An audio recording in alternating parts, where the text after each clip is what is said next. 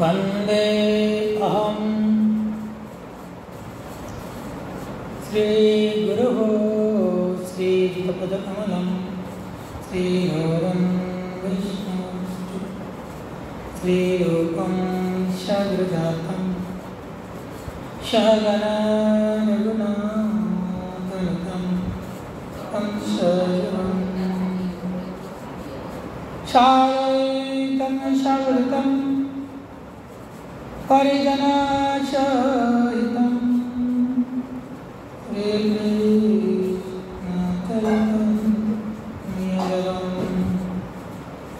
श्रीराधकृष्णपदं शरणमृता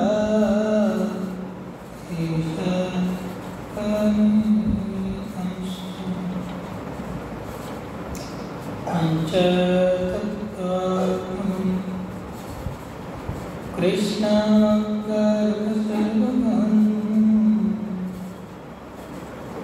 भक्तो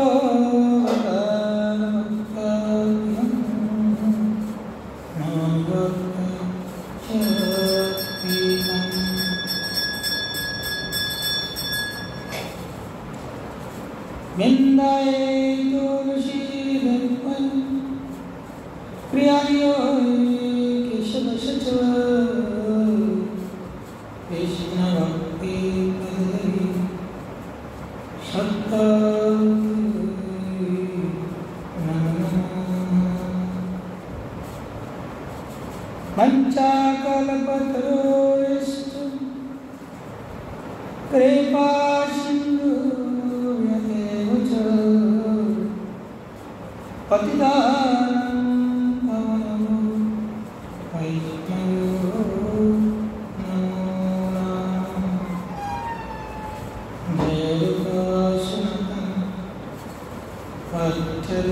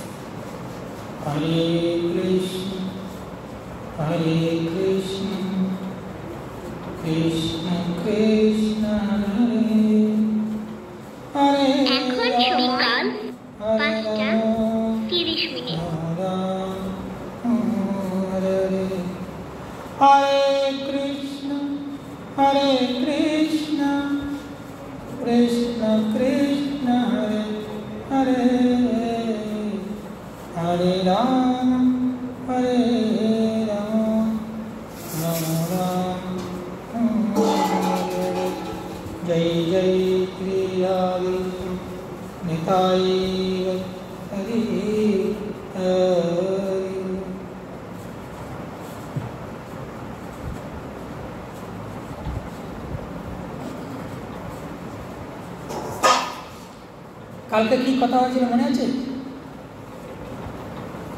হ্যাঁ হ্যাঁ কি মনে থাকবে তাহলে বলো?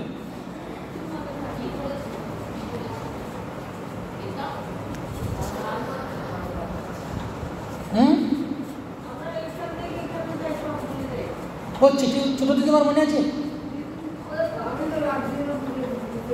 ও সঙ্গে সঙ্গে ভুলে গেছো? ভুলে যাওয়ার তো ভালো।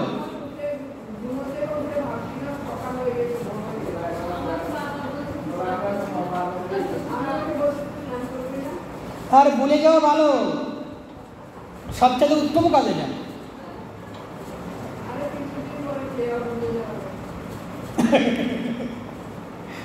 কিছুদিন পরে আও ভুলে যাবে। খুব সুন্দর করে যে আমাদের শ্রী গৌরহরি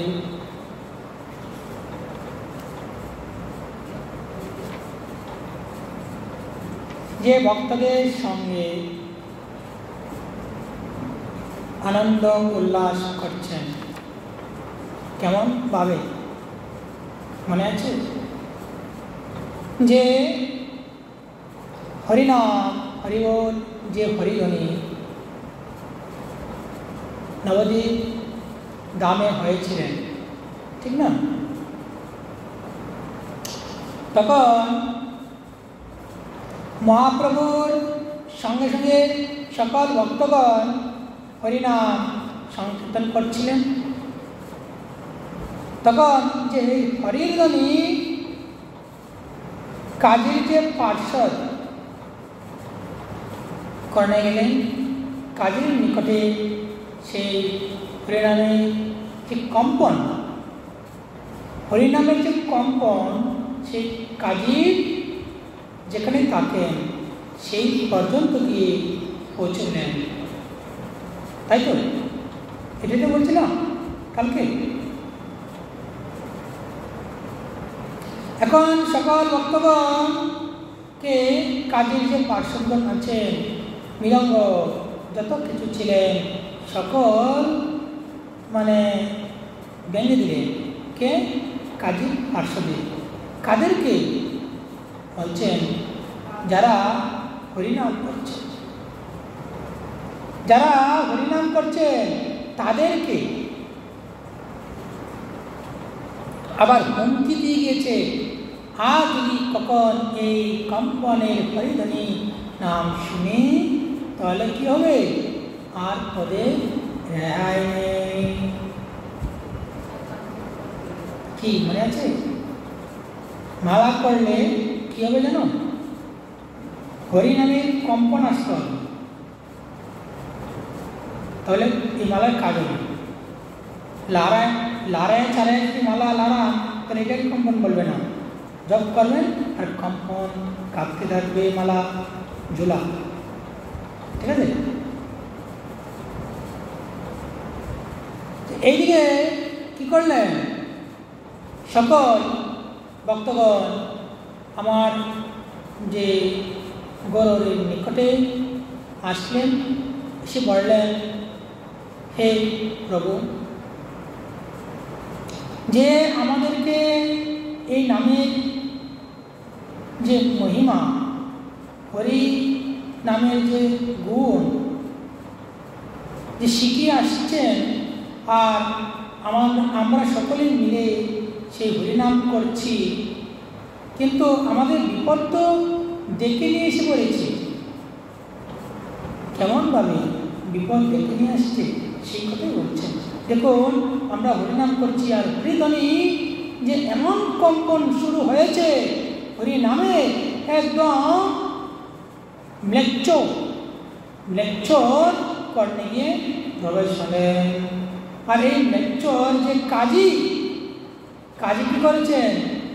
আমাদেরকে এসে সব ভাঙচুর করে হুমকি দিয়ে গিয়েছে। আচ্ছা, তাই কথা? আর তো কিছু না? ঠিক আছে, এক কাজ করো। কতজনে মিলে এই হরিনাম করেছিলেন? বলেছে এতজন। ডবল করে এখন 100 জন হলে 200 জন, আর 200 জন হলে 400 জন মিলে আরো উচ্চ সুরে এমনভাবে হরিনাম করো, বাকিগুলো আমি দেখছি, আমি দেখছি কি করা যায়। এখন গৌর হরি এভাবে বললেন, আর নগরবাসীগণ কি করলেন? আগে বলছিলেন সকাল থেকে সন্ধ্যা অবধি, আর এখন অহরহ দিন আর রাত। নগরে নগরে আজি করিব সংকীর্তন, সন্ধ্যাকালে করো সবে নগর মন্ডন।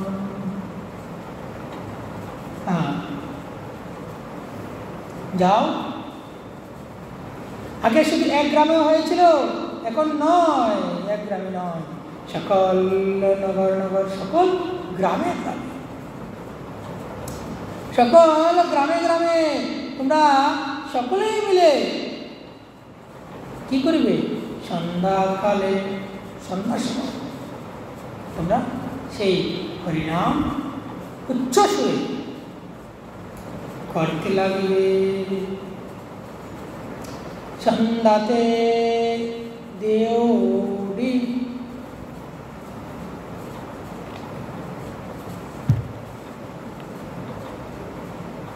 সন্ধ্যাতে দেউড়ি সব জ্বালা ঘরে ঘরে, দেখো কোন কাজী আসি মোরে মানা করে। যখন এই আওয়াজ গেলেন,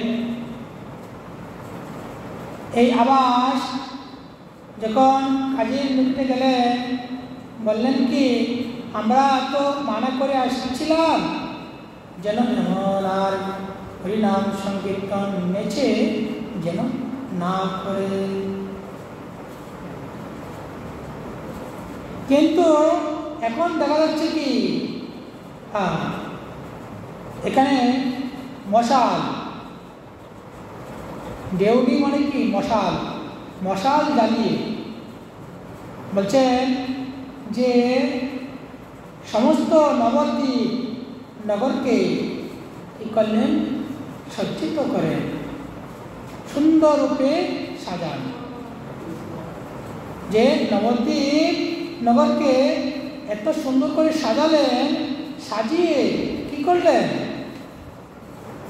বলছেন মশাল জ্বালালেন, মশাল, মশাল জ্বালিয়ে প্রভু বলছেন এক কাজ করো, এই নদিয়া নগরে আজ আমরা সকলে মিলে হরিনাম সংকীর্তন করো। এইভাবে কি করলেন? সকল ভক্তগণ এই মশাল জ্বালিয়ে হরিনাম সংকীর্তন করতে আরম্ভ করিলেন। এক সময় এই কীর্তনের মাঝে কোনো এক কাজী আসিয়া বলছেন, দেখো তোমরা এই হরিনাম বন্ধ করো। কি বলছেন? কোন এক কাজে এসে বলছেন তোমরা এই হরিনাম বন্ধ করো, না হলে হবে না। এই হরিনাম তোমরা করতে পারবে না।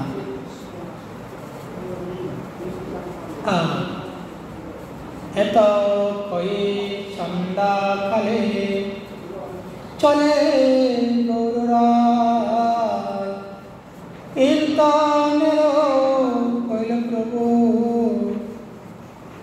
তিন সম্প্রদায়। বলছেন যে কীর্তনের দল নিয়ে ভ্রমণ করলেন। কখন? সন্ধ্যাকালে। সন্ধ্যাকালে প্রভু যখন কীর্তন করতে দলে দলে নিয়ে বের হলেন, তিন সম্প্রদায়ে কীর্তন চলিল। যেমন তিন সম্প্রদায় মানে কি দেখুন, এখানে খুব সুন্দর করে বলেছেন। বলছেন শীল হরিদাস ঠাকুর, আর মধ্যে সম্প্রদায়ের শীল অদ্বৈত আচার্য, এবং পশ্চাদে হচ্ছেন কে? শ্রীমান মহাপ্রভু। যে হরিদাস ঠাকুর আর অদ্বৈত আচার্য আর আমাদের গৌরহরি কি করলেন? যখন এই তিনজনে নৃত্য করিতে করিতে, হরিনাম সংকীর্তন করিতে করিতে আগাতে লাগলেন। বলছেন যে দেখো এই হরিদাস ঠাকুর হচ্ছেন কি মুসলমান ধর্মত্যাগ করিয়া হিন্দু ধর্ম গ্রহণ করিলেন। যখন হিন্দু ধর্ম গ্রহণ করিলেন তখন সকল মুসলমানরা কি করেছেন, রেগে গেলেন। দেখছে হরিদাস সাথে সাথে হরিদাসকে দেখছেন।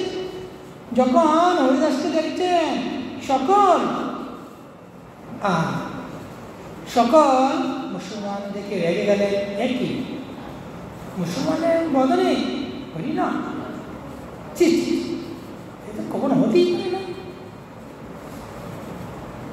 তখন যে অলিপ্ত প্রভুর কৃপাতে শ্রী হরিদাস বৈষ্ণব ধর্ম গ্রহণ করিলেন। আর সকল মুসলমান দেখি ক্রোধে রেগে গেলেন।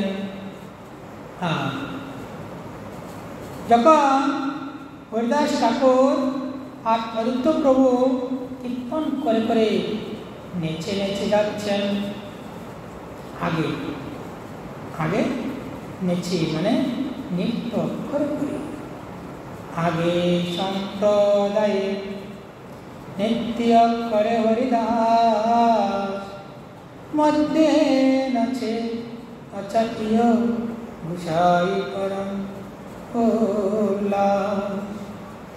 আগে যাচ্ছেন হরিদাস, মাঝখানে আমাদের অদ্বৈত আচার্য যখন দুজন নৃত্য করে করে যাচ্ছেন, যে ওদের দুজনের মনে এত আনন্দ উল্লাসে হরিনাম করে যাচ্ছেন। পাছে সম্প্রদায়ে নৃত্য করে গৌরচন্দ্র, তাই সঙ্গে নাচে বলে পিছে 3 সম্প্রদায় বলছে না,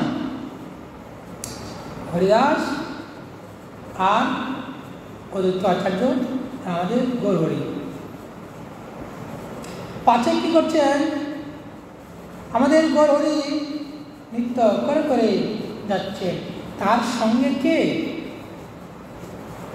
তার সঙ্গে নিত্যানন্দ প্রভু।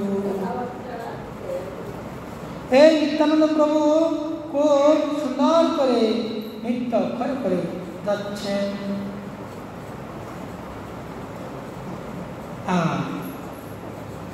এদিকে এখন সময়কাল 5:45। সকল কি দেখছেন, কাকে দেখছেন, অদ্বৈত প্রভুকে দেখছেন, হরিদাসকে দেখছেন। দেখে মনে হচ্ছে কি যে আর এসে গেল, কি আসছে, গোকুলে এই যে সকল পার্শ্বগণ এসে আমার গৌরহরি চতুর্দিকে যে সকল ভক্তগণ এসে নৃত্য করছেন, সকল সখীগণ এসে নৃত্য করছেন, সকল গোপীগণ এসে নৃত্য করছেন। নৃত্য করিতে করিতে আগে চলে গৌরচন্দ্র বদন, গৌর চাঁদের বদন ফিরিয়ে দেখছে অদ্বৈত আচার্য যে আমার প্রভু কেমন ভাবে নৃত্য করছে, সখীগণের সাথে করেন নৃত্য। দেখুন সেই নৃত্য কি, বৃন্দাবনে আমাদের রাধারানী হচ্ছেন কি নৃত্যের গুরু, নৃত্য গুরু। যখন আমার প্রাণ গোবিন্দ যখন নৃত্য করবেন, বলছি আমি নৃত্য জানি না, কেমন করে করি, রাধারানীর কাছে যেতেও দিবে না। সকল সখীগণ যে কেমন করে দাঁড়িয়ে আছে, লাইন ধরে দাঁড়িয়ে আছে, যেন কৃষ্ণ না আসতে পারে। যে রাধারানীর নৃত্য দেখে কৃষ্ণের মন পাগল হয়ে গিয়েছে, আমি কাল শিখব, একবার ঢুকতে চাচ্ছি। সেই সময় বলছে, তুমি কে গো? বলছে, আমার গুরুদেবের কাছে আসছে। গুরুকে? বলছে, স্বয়ং রাধারানী। আচ্ছা, কিসের জন্য? নৃত্য শেখার জন্য। নৃত্য ডাইরেক্ট হয়ে যাবে বললে হয়ে যায়? আমাদের কাছ থেকে আগে অনুমতি নিতে হবে। বিনা অনুমতিতে সেই কক্ষে প্রবেশ নিষেধ। কৃষ্ণ যাচ্ছে, যেতে চাচ্ছে, রাস্তা বন্ধ করে দিয়েছে না, পাবে না কোনো মতে। আর রাধারানীর কাছে যেতে পারলেন না। একদিন খুব সুন্দর করে রাধাকুণ্ডের ওদিকে জঙ্গলের মাঝে রাধারানীকে লতা পাতা দিয়ে কি করেছে? প্রতিমা বানিয়েছে। আর আমার গোবিন্দ সেই রাধারানীকে অনুসরণ করে নৃত্য করছে। এদিকে কৃষ্ণ রাধারানী কি করেছে? যা অনেকদিন হয়ে গেছে, আপনারা কেন আসছে না? সেই সময় বৃন্দাদেবী আসছে। বৃন্দাদেবী জিজ্ঞেস করছে, আরে সখী, আমার প্রাণ মানতে দেখেছিস? হ্যাঁ দেখেছিলাম। মানে নৃত্য করছে কে? বলে, প্রাণ গোবিন্দ। আচ্ছা, ও তো নৃত্য জানে না, নৃত্য করছে কি করে? বলে, জানিস না? আচ্ছা, তোকে গুরু বানিয়েছে, তোকে মূর্তি বানিয়ে তোর সামনে নৃত্য করছে। বলে, আচ্ছা, দেখুন কত নিশ্চিত। এই যে প্রাণ গোবিন্দ কি করছেন? রাধার ভাবে কৃষ্ণকে অনুসরণ করে কি করছেন? নৃত্য করছেন। সকল ভক্তগণ তাকিয়ে আছে প্রভুর দিকে। কি মাধুর্য রূপ! বৃন্দাবন দাস ইহা চৈতন্য মঙ্গলে বিস্তারি বর্ণিয়াছেন প্রভু কৃপা করে। বৃন্দাবন দাস, এই ঠাকুর বৃন্দাবন দাস কি করেছেন? এই প্রভুর যে নৃত্যের যে লীলা চৈতন্য ভাগবতে খুব সুন্দর করে বিস্তার ভাবে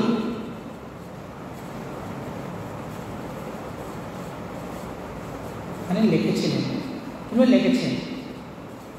সেই জন্য বলছে, আমার গৌরী কৃপা বলে বৃন্দাবন দাস যে ঠাকুর, উনি আমার গৌরীর নৃত্যর যে ভঙ্গি, নৃত্য যে ভাব, সেই ভাব একদম নিখুঁত ভাবে প্রকাশিত করলেন। এই মতো কীর্তন করি নগরে ভ্রমিলা ভ্রমিতে ভ্রমিতে সবে কাজী দুয়ারে। সকল ভক্তগণ যখন সকল ভক্তগণ নৃত্য করিতে করিতে কাজী ঘরের সামনে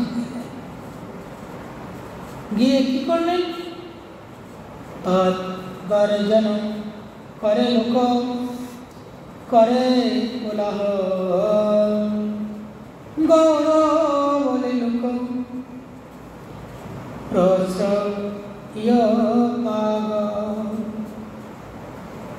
তখন কাজী ঘরের দরজার সামনে গিয়ে এক হুঙ্কার, এক গর্জন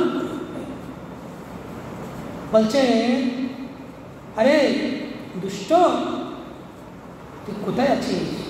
হ্যাঁ এখন তুই এক পাগল, কীর্তনে ধ্বনিতে কাজী লোকায় নীলগরে,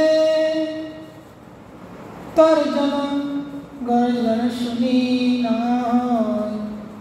বাইরে। যখন আমার গরুরি এক গর্জন করলেন তখন কাজী যে ভিতরে অন্ধকার ছিল সেটা দূরীভূত হয়ে গেল। যখন দূর হয়ে গেল তখন ভিতরে ভয় আসলো। যারা দুষ্ট তারা কি দুষ্ট মানুষের ভয় নেই? আছে বল? হ্যাঁ, ভয় নেই। এই ভয় কেন নাই? ভয় এই জন্য নাই যে আমার বড় কেউ না, আমার চেয়ে কেউ শক্তি দেওয়া কম না, আমি সবার চেয়ে, আমি সবচেয়ে ভগবান, আমি ভগবান, আমি কাকে মানব? ঠিক না? বলছে কি যত বল দেখাবে তত বলে ফল পাবে। তিনি বলছেন বল কম দেখাও, কাজে যদি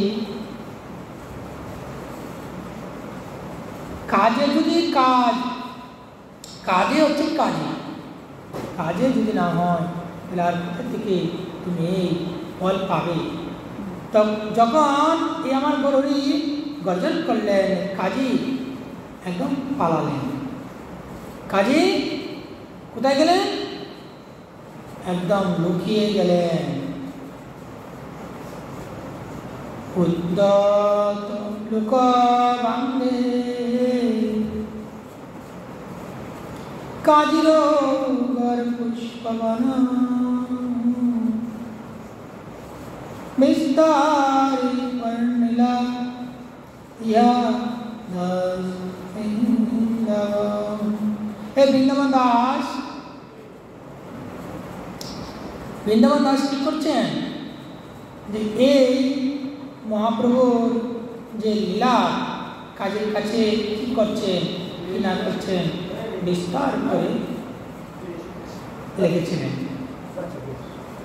বিস্তার করে লিখেছিলেন, বিস্তার করে এই বৃন্দাবন দাস ঠাকুর বলেছিলেন।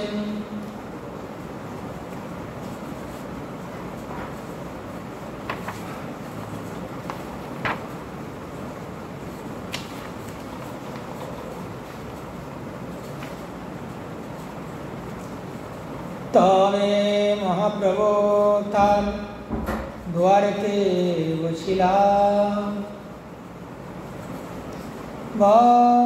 বিয়লুক পাঠাইয়া কাজীরে ওলাইলা। বলছে কাজী তখন বেরোচ্ছে না, ঠিক না? দেখুন কেউ যদি ভুল করে তাকে কি করা উচিত? শুধরানো উচিত, ঠিক না? যদি না শুধরায় তাহলে কি হবে? সে আরো ভুল করবে কি না? তাহলে কি করতে হবে?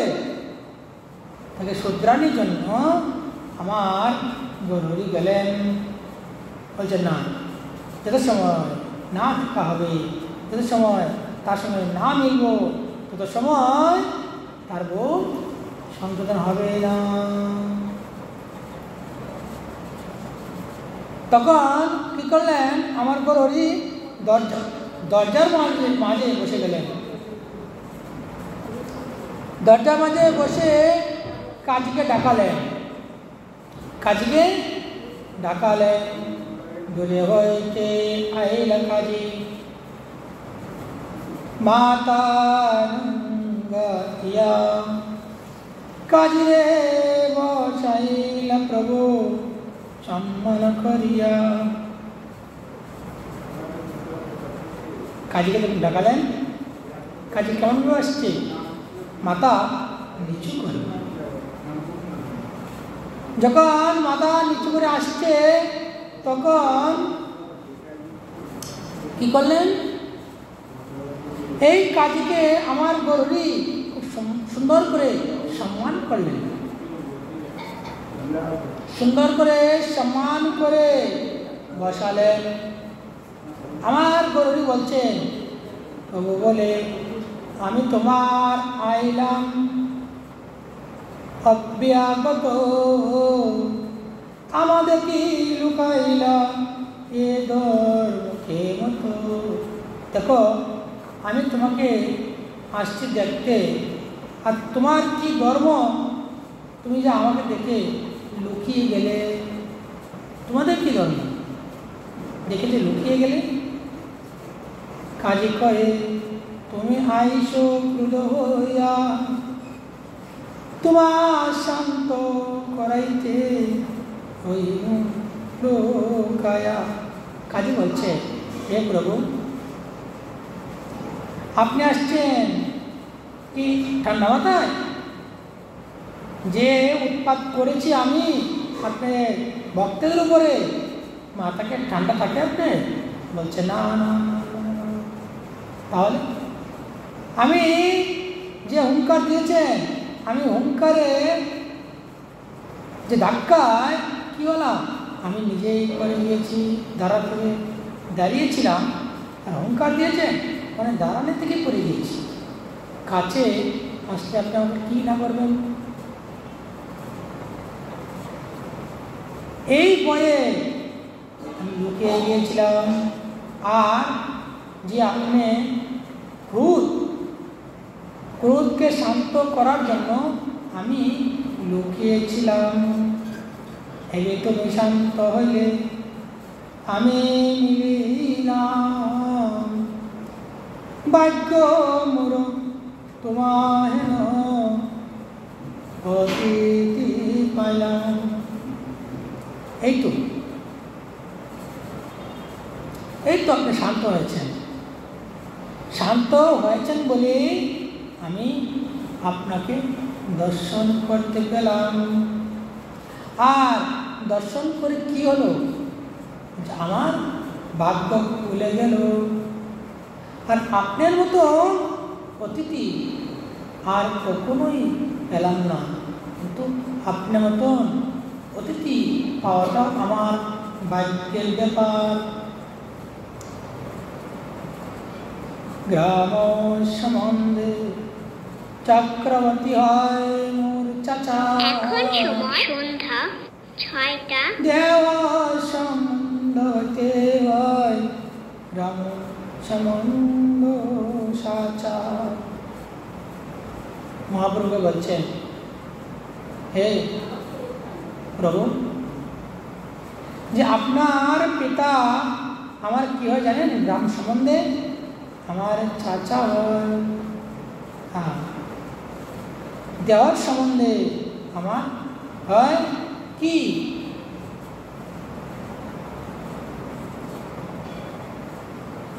সাচা মানে সত্য,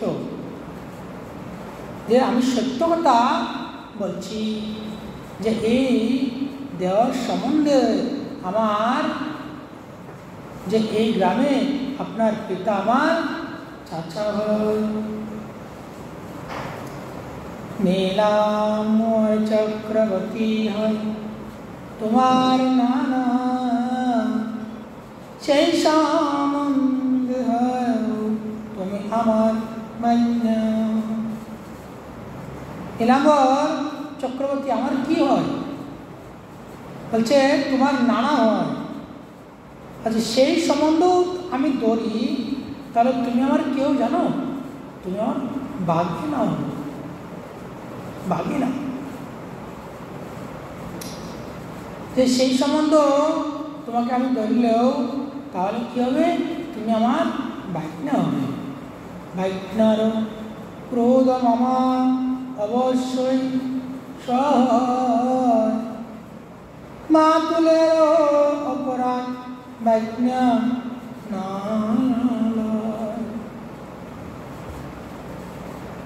তুমি যতই দেখাও না কেন, যতই তুমি রাগ দেখাও না কেন, কিন্তু আমি তোমার মামা, কিন্তু আমার সইতে হবে। দেখুন, কেমনভাবে ভগবান ভক্তের কত ভাব, যে কত সুন্দর করে বলছে কি যে তুমি আমার বাজনা হও, সেই সম্বন্ধে আমার বাজনা যেতে হোক, রাগ আমার, তোমার রাগ আমার থামাতে হবে, আমার সইতে হবে। তখন আবার বলছেন যে মাতুলেরও অপরাধ, আমি তোমার মামা হই, ঠিক না? যেহেতু মামা হই, যে এই মামার অপরাধ বাজনা কি করিবে? ক্ষমা করিবে। বাজনা কি করবে? ক্ষমা।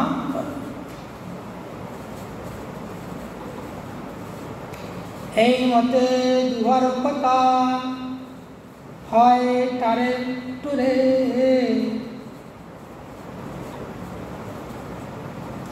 ভিতরেও অর্থ কেহ বুঝিতে না পারে।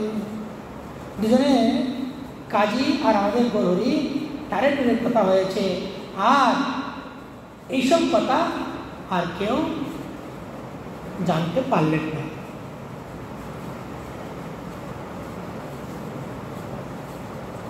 প্রভু কয়ে কৃষ্ণ লাগি আইলাম তোমার স্থানে,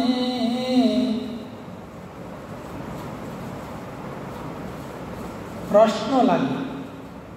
প্রভু কয়ে প্রশ্ন লাগে আইলাম তোমার স্থানে, কাজী কয়ে আজ্ঞা করো যে তোমার মনে। ঠিক আছে, কি বলবো বলো? প্রভুর মনে একটা কথা যাচ্ছে, সেই কথাটা কাজীকে বলছেন কি? গোদুগ্ধ খাও, গাবে তোমার মটা, বৃষ অন্ন উপজয় তাতে কেউ পিতা। আচ্ছা, গোর দুধ খাও মানে গোমাতার দুধ খাচ্ছ কি না? আবার এই গোমাতা কি হলো তোমার? যে আমাদেরকে দুধ দেয় তাকে কি বলে গো? হ্যাঁ, দুধ দিয়ে যে প্রাণ বাঁচায় সে কি হয় জানেন না? হ্যাঁ, মা হয়। বলছে তাহলে তুমি কি করলে? যে এই মার তুমি দুধ খাচ্ছ কি না? যে মা যেহেতু দুধ খাচ্ছ, বৃষ অন্ন উপচায়, আবার তুমি এগুলা মল ত্যাগ করছো। কেহ তাতে কেহ পিতা, দেখো একটা কথা শোনো, এখানে বৃষ হচ্ছে কি? তো সার, বৃষ তো কি? সার।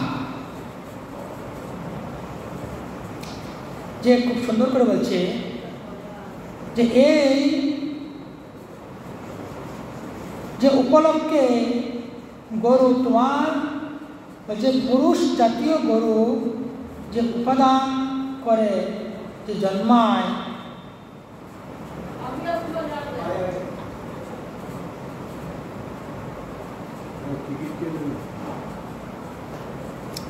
কি বলছেন দেখুন, যে বৃষ থেকে সার,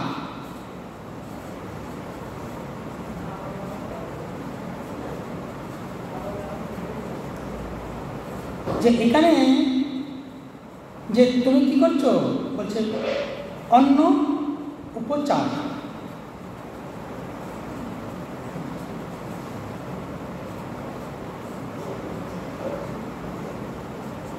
হারিয়ে ফেলেছে এখন।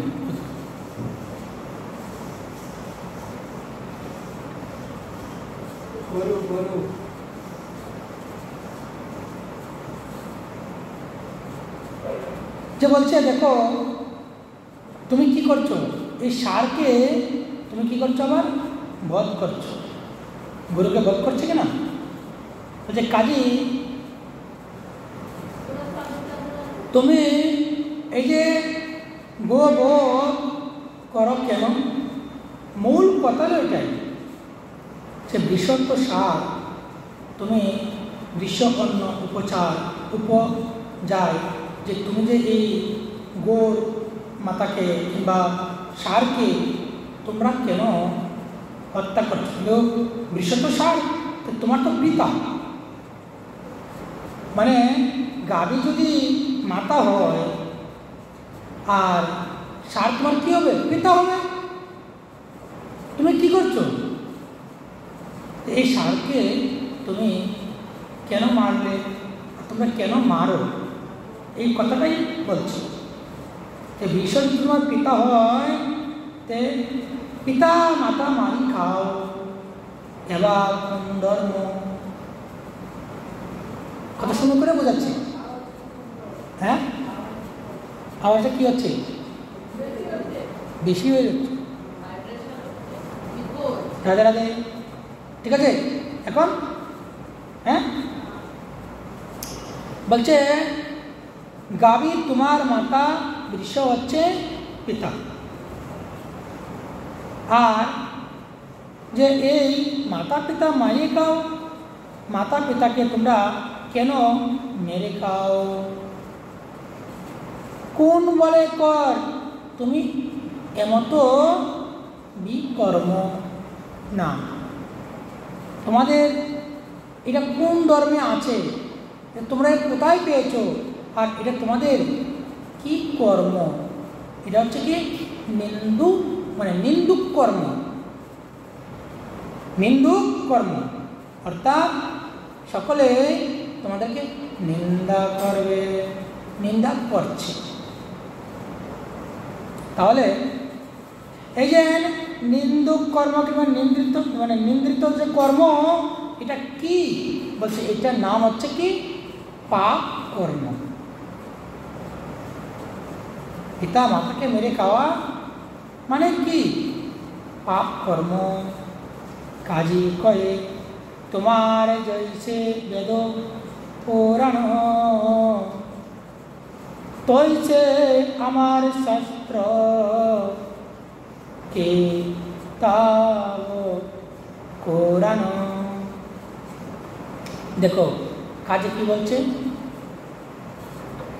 যে আপনার যে এই বেদ পুরাণ আর আমার যে শাস্ত্র, যে কোরআন, কিতাব কোরআন, এখানে বলছে কিতাব কোরআন, বলছে মুসলমানদের যে কিতাব হচ্ছে গ্রন্থ, আর কোরআন মানে কি, কোরআন হচ্ছে মুসলমানদের যে প্রামাণ্য ধর্মগ্রন্থ, তার নাম হচ্ছে কোরআন। বলছে মুসলমানগণ যে বলেন যে মহাত্মা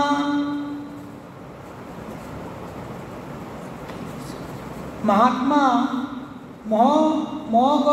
মহত্বের যে মহা, এটা কী লেখছে বোঝাও যাচ্ছে না, বলছে মহাত্মা মহৎদের যে যুগে এই গ্রন্থ যে ভগবান কর্তৃক প্রকটিত হয়েছে, ইহা ভগবানের বাণীতে পূর্ণ। হিন্দু নিকটে বেদ পুরাণ যে রূপ শ্রদ্ধা ও সম্মানেরও বস্তু, মুসলমানেরও নিকটে ও কোরআন তেমনি শ্রদ্ধা ও সম্মানেরও পাত্র। বস্তুত আত্মধর্ম বিষয়ক যে মূল নীতি বিষয় যে কোরআন, বেদ পুরাণেরও বাণীতে বিশেষ কিছু পার্থক্য নাই। দেখছেন তো, এটা বলেছে এখানে, এই কথাটা বলেছে যে কাজী বলতে যাচ্ছেন এটাই যে আপনাদের শাস্ত্রে আছে কি, যে বেদ পুরাণে আছে কি গোমাতা আর বৃষকে মারতে নাই, কিন্তু আমাদের শাস্ত্রে তো তাই, কিন্তু বেশ কম তো কিছু দেখছি না। বেশ কম যদি না থাকে তাহলে তোমরা এমন কেন করছো? মহাপ্রভুর মন্তব্য এটাই, বেশ কম নেই, তাহলে তোমরা গোমাতা বৃষকে আর কেন তোমরা মেরে খাচ্ছ? সেই শাস্ত্রে কহে প্রবৃত্তি নিবৃত্তি, যে এখন মার্গ সন্ধ্যা 6টা নিবৃত্তির মার্গে জীব মাত্র বদেরও নিষেধ। আমাদের শাস্ত্রে কি বলেছে? বলছে প্রবৃত্তি নিবৃত্তি যে মার্গ, যে বেদ, মার্গ মানে কি? যে বিধিনিষেধ, যে বিধিনিষেধ আছে সেটা কি? বলছে একমাত্র জীব বধ করাটাই একদম মানা। আমাদের শাস্ত্রে কি আছে? জীব মাত্রই মানা, কোনো জীবকেই মারতে পারবে না। কি কত সুন্দর করে বলছে, জীব মারাই যাবে না। কেন? জীবকে তুমি জন্ম না দিতে পারবে না, জীবকে না মারতে পারবে। এটা কোথায় পেয়েছেন মনে আছে? ভাগবত বলছিলাম যে, হ্যাঁ, রঘুগণ রাজা যে কপিলমুনি আশ্রমে গিয়ে সৎসঙ্গ করার জন্য যাচ্ছিলেন, আর জড়ভরতের সঙ্গে এই কথাটা হয়েছিল। কি বুঝতে পারছেন? যখন জড়ভরতকে বলছিলেন রঘুগণ রাজা যে তুমি পুষ্ট এত মোটা হাঁটতে পারছো না, তোমাকে শাস্তি দেব, দণ্ড দেব, এত কিছু বলেছিলেন। বলার পর কী করলেন? রঘুগণ রাজাকে আমার যে জড়ভরত খুব সুন্দর করে বলছিলেন, দেখো না আমি কাচ্ছি, দেহ কাচ্ছে, আর কী করছেন?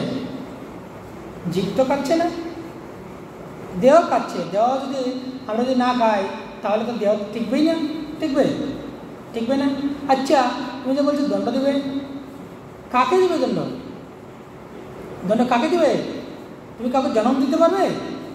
বলছে না, জন্ম যেহেতু দিতে পারবে না তাহলে তুমি দণ্ড কাকে দেবে? দণ্ড দেওয়ার তুমি কি ঠিক কি না?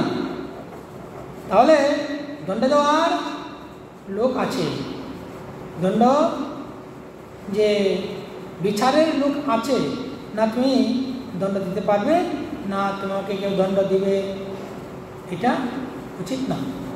এই কথাটাই বলছেন কাজীকে, দেখো না তুমি জীবকে মারতে পারবে না জীব তোমাকে তুমি জীব বানাতে পারবে, ঠিক না? এই কথাটাই খুব সুন্দর করে বলছে যে আমাদের শাস্ত্র তো তাই আছে। কি বলছেন? নিবৃত্তি মার্গে জীব মাত্রই বদের নিষেধ। কখনোই যে জীবকে মারা যাবে না।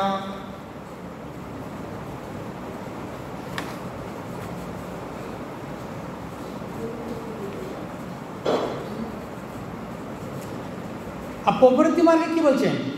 বলছেন নিবৃত্তি মার্গে জীব মারা যাবে না, আর প্রবৃত্তি মার্গে বলছে প্রবৃত্তি মার্গে গোবধ করিতে বিধি হয়, শাস্ত্র আজ্ঞায় বধ কইলে নাহি পাপ হয়। সেটা বলছে জীব মারা নিষেধ নিবৃত্তি মার্গে, আর প্রবৃত্তি মার্গে বলছেন যে গোবধ করিতে বিধি হয়। গোবধ বিধি আছে, আছে শাস্ত্রে গো বধ করা যায়, শাস্ত্রে কিন্তু আছে গোবধ করা যায়। কাকে প্রমাণ দিয়েছিলেন মনে আছে? প্রাচীন বরিকে। প্রাচীন বরি যখন যে নারদমণি বলেছিলেন যে তুমি এত পশু মেরে মেরে যজ্ঞ করছো, তোমার কি একটু চিন্তা আছে? বলছে কি? বলছে আমি তো সব প্রজাদের কল্যাণের জন্য এই কাজ করছি। কল্যাণের জন্য করছো প্রজাদের? প্রজারা বলছে তোমাকে গো সব মানে পশু মেরে মেরে প্রজাদের সুখী করো বলছে। তাহলে কি তুমি যতগুলো মেরেছো না, তোমার জন্য ডান্ডা নিয়ে দাঁড়িয়ে আছে, করবো নি? বলছে তাই নাকি? নারদমণি খুব সুন্দর করে মাথাতে হাত দিয়ে বলে দিলেন, দেখো উপর দিকে তাকাও, দেখেছে যতগুলো পশু মেরেছে করবো হাতে নিয়ে নিয়ে দাঁড়িয়ে আছে। নারদমণি এই প্রাচীনগুলো দেখে একদম মুচতে পড়ে গেলেন।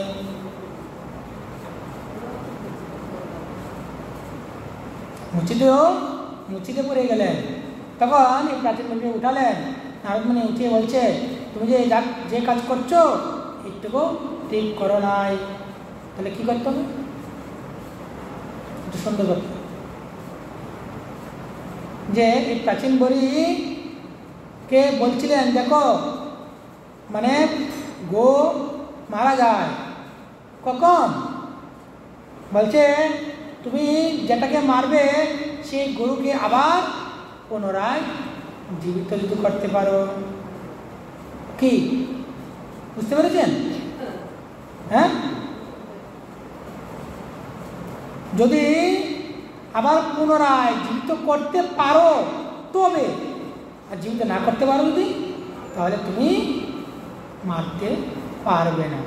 আবার মারতে পারবে না যে কথা বলছে এখানে দেখুন খুব সুন্দর করে বলছে, যদি জীবিত না করতে পারো শাস্ত্রে আজ্ঞায় বধ, শাস্ত্রে মানে আজ্ঞা আছে বধ করো, কিন্তু যদি না যেতে পারো কইলে নাই পাপ হয়। কইলে মানে কি? যদি না জিয়াইতে পারো তাহলে তোমার কি হবে? পাপ হবে। কি হবে? পাপ। কত সুন্দর কথা এগুলা, কথা পেলে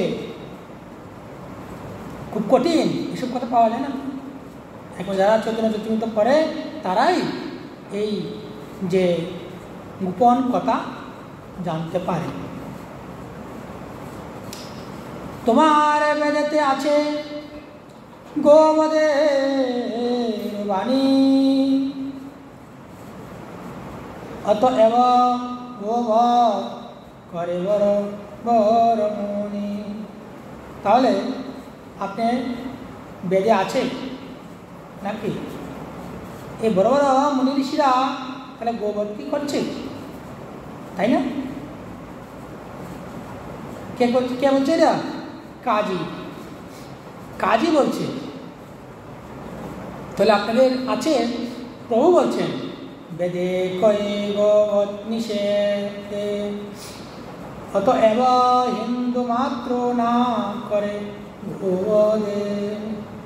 মনি ঋষিরা করেছিলেন এক সময়, যখন থেকে আর মানে জ্যান্ত করতে পারে না তারপর থেকেই এটাকে নিষেধ করা হলো, যেন আর কখনোই গোবধ না করে।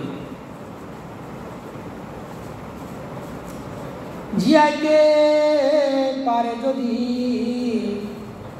তবে মারে প্রাণী, বেদ পুরাণে হইছে আছে আজ্ঞা বাণী। বললাম না একটু আগে, মানে গুরুজি বলছেন যদি জিয়াইতে পারে, জ্যান্ত করতে পারে, তবে আছে মারার মানে অধিকার, শাস্ত্রে আছে যদি জ্যান্ত করতে পারে তবে তুমি গোকে মারতে পারো, আর যদি না মারতে পারো তাহলে তোমার গো মাতাকে কিংবা বিশ্বকে অধিকার তোমার নেই, মারার অধিকার নেই।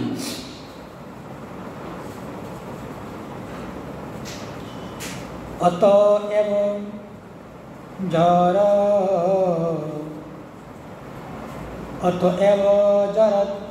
গর মারে মুনিগণ, বেদ মন্ত্রে শীঘ্র করে আর জীবন। বলছেন মুনি ঋষিগণেরা যখন এই গো মাতাকে বিশ্বকে যখন মারছেন, যজ্ঞ করছেন, মেরে মেরে টুকরো টুকরো করে যখন যজ্ঞতে আহুতি করতেন, আহুতি দেওয়ার পরে এক এক মাংস কী করতেন, ছিটকিয়ে এদিকে এসে অনেক দূর দূর চলে যেতেন, আবার সব একত্র করতেন, একত্র করে কি করতেন, আবার সুন্দরভাবে মন্ত্র দ্বারা আবার জীবিত করতেন। জর গব হয়া যোবা হয় বার আর বার, তাতে আর বদ নহে উপকার। কেমন কেমন গাভী মারতেন এখানে বলছে। এখন জড় মানে কি, জড় কি, জড় অর্থ কি, একটু নয় একটা মধ্যে আরেকটা ঢুকে দিয়েছে গাদ নতুন কথা। জড় মানে বুড়া বুড়া বুড়া, বয়স হয়ে গেছে যেগুলা, যে গাড়িগুলা বয়স হয়ে গেছে তখন এই গাভীকে এই ষাঁড়কে কি করতেন, মারতেন, মেরে যখন আবার পুনরায় জীবিত করতেন তখন আবার সে যৌবন ফিরিয়ে দিতেন, মানে একদম অল্প বয়স বানাতেন। দেখো আগে মনি ঋষিদের কত মন্ত্রের শক্তি ছিল। এখানে বলতে যুবা মানে জুয়ান বানাতেন। কলিকালে তৈছে শক্তি নাই গো ব্রাহ্মণে, অতএব বহুব কেউ না করে এখানে। একটা কথা মনে হয়ে গেছে, ব্রাহ্মণদের কথা আসছে তো মনে হয়ে গেছে। বলছে কি, আগে ব্রাহ্মণ মনি ঋষিরা যখন গোমাতাকে মারতেন, মেরে আবার নতুন করে পুনরায় জীবিত করতেন, বলছে কলিকালে এই ব্রাহ্মণদের শক্তি কী হয়েছে, হানি হয়ে গেছে, হানি। শক্তি কী হয়েছে বলো, শক্তি কী হয়েছে, কমে গেছে, শক্তিহীন হয়ে গেল। যখন ব্রাহ্মণদের শক্তিহীন হয়ে গেছে তখন থেকেই বলছে কি, গোবধ কেউ না করে এখানে। যখন থেকে আবার পুনরায় জীবিত করতে পারছে না তখন থেকেই গোবধ করা বন্ধ হয়ে গিয়েছে, আর কেউ করছে না। এটা একটা দেখা যাচ্ছে কি, একটা মন্ত্র দিয়েছে আবার এখানে। কিসের মন্ত্র? কৃষ্ণ যে ব্রহ্ম বৈবর্ত পুরাণে, ব্রহ্ম বৈবর্ত পুরাণে কৃষ্ণ জন্ম কণ্ডে অশ্বমেধম গবালকম সন্ন্যাসহম ফলপ্য পৈতৃকং দেবরেণ সুতোৎপত্তি কলো পঞ্চ বিবর্জয়ে। আবার এই মন্ত্রটা শুনুন। অশ্বমেধং গবালব্ধং সন্ন্যাসম পৈতৃকং দেবরেণ সুতোৎপত্তিং কলো পঞ্চ বিবর্জয়ে। মন্ত্রটা বলছে অশ্বমেধ এখন সময় সন্ধ্যা 6:30। গো মেধযজ্ঞ সন্ন্যাস মাংসের দ্বারা কি হলেন পিতৃ শ্রাদ্ধ দেবরা দ্বারা কি করতেন সুতা উৎপন্ন কলি যুগে এই 5টি বর্জন করিবে। দেখুন খুব সুন্দর করে বলছে, এখানে বলছে 5টা বলছে, এখানে বলছে অশ্বমেধ যজ্ঞ, গো মেধ যজ্ঞ, সন্ন্যাস মাংসেরও দ্বারা পিতৃশ্রাদ্ধ। আগে এসব হইতো কি না? আগে জ্যান্ত করতে পারতো বলে এসব করত। বলছে মাংস দ্বারা পিতৃশ্রাদ্ধ, দেবগণকে সন্তুষ্ট করার জন্য যে সক্রিয়া এইসব এই কলিকালে নিষিদ্ধ আছে, তোমরা কেউ করবে না।